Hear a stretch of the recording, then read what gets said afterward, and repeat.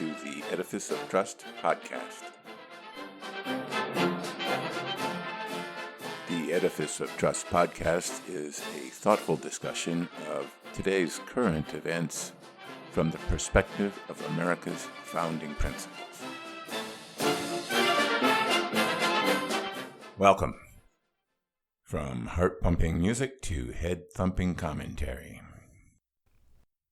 At a Democratic campaign dinner in Iowa last Friday, presidential hopeful Elizabeth Warren said, among many other things, quote, "I'm running a campaign from the heart," unquote.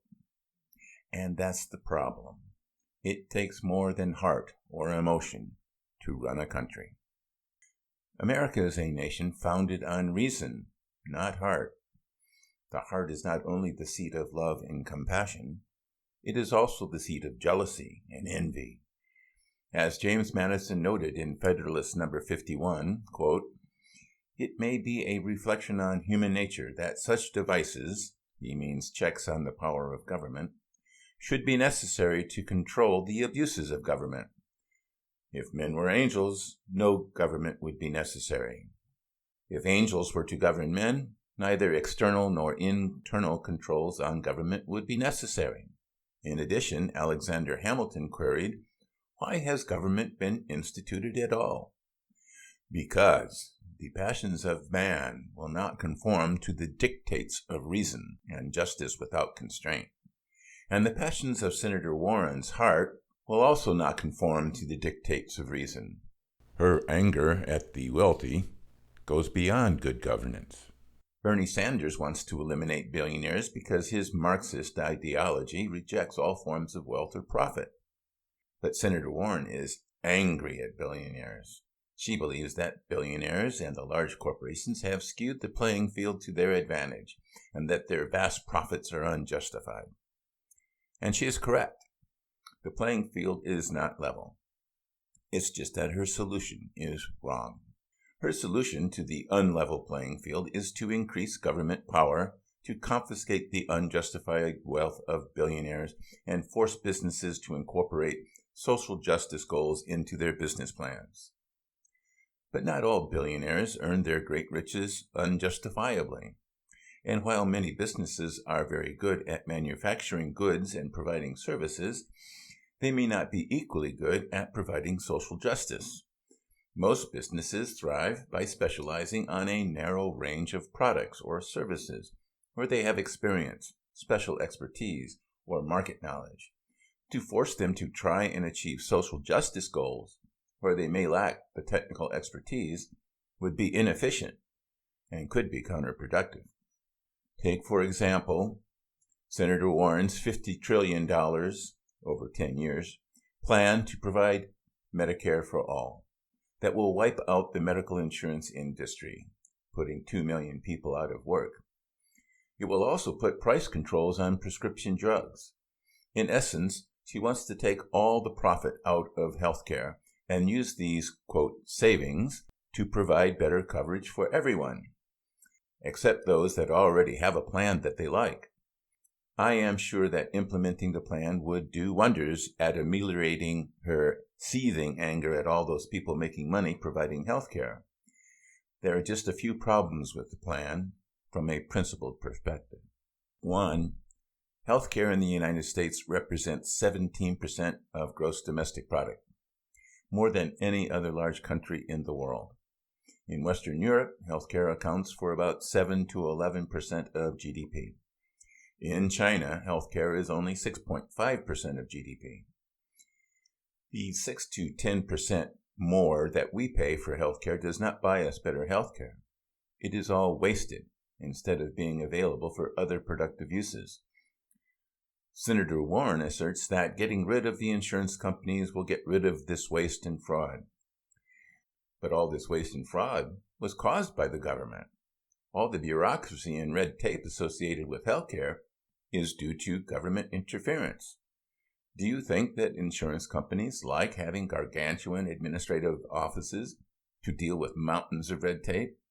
They don't make much money on that. Progressives always state the government can be more efficient, than the free market by getting rid of middlemen and can provide products at lower prices by eliminating profits. Just one word, DMV. Well, that's actually 3 words, but you get the idea. Governments are never efficient. They have no incentive to be efficient. Competitive companies in a free market must be efficient or they will go out of business. And they are always providing better and better products at lower prices. All the middlemen in the healthcare industry are there because they are taking advantage of government regulations. And Senator Warren states that her plan will lower costs by introducing price controls for prescription drugs. She says she is a capitalist, but she doesn't understand capitalism. The price mechanism is Adam Smith's invisible hand that provides all the benefits of a free market. By controlling prices, she will destroy the market's ability to adjust supply and demand. In Venezuela, there are price controls on essentials like diapers and toilet paper. But there are no diapers or toilet paper to be had in Venezuela because the free market does not exist. With 1,000,000% inflation, they can use their 1,000 bolivar paper currency to serve the function of the missing essential products. Why do progressives think that when free markets deliver unintended consequences as a result of well-meaning but poorly thought-out government regulations, as is the case for healthcare, that the answer is more government? It is not that all these progressive proposals being put forth by presidential candidates will make the economy work more efficiently, or that the unwanted consequences will not outweigh the intended benefits. It is their hearts that tell them to push for these proposals. Unfortunately, it is the jealous, envious heart that is guiding them. Stay tuned for a brief message.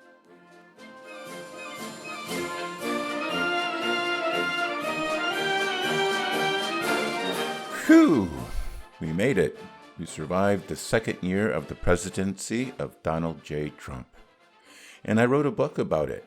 2018, Surviving Trump, documents many of the trials and tribulations that we faced during 2018 and analyzes their importance from the perspective of America's founding principles. Available on the internet at Amazon and Barnes & Noble as well as other retailers.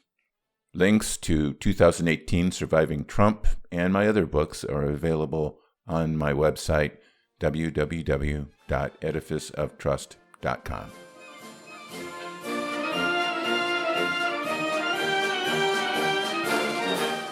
Welcome back. If, for some incredible reason, such as the gods are angry at us, Senator Warren is actually elected president and, implausibly, is able to get Medicare-for-All approved, there is one other thing she must take into account. Me. I've been gypped. I want my money back. Why should all these freeloaders get Medicare for free while I've been paying into Medicare since its inception? Over the years, I and my employers have put over $80,000 into my Medicare account. But I don't just want the $80,000 back.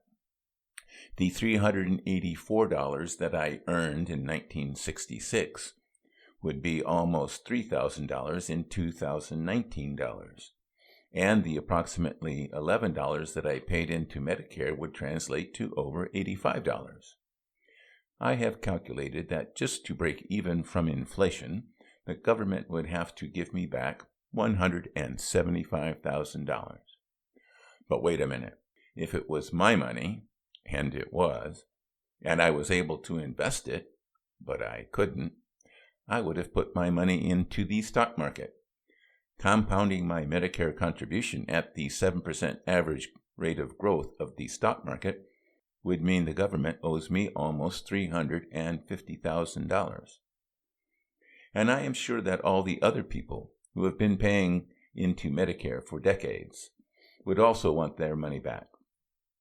I have no way to calculate what the amount would be, but I feel safe in guesstimating that it will come to many trillions of dollars. But if Senator Warren, Madam President in this case, can wave her magic wand and come up with the $50 trillion she estimates Medicare-for-All will cost, surely she can give it a few extra twirls to pay me back what I am owed. Thank you for listening.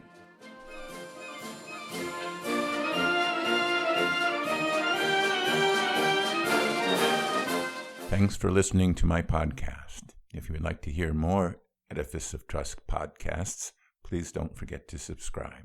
Thank you.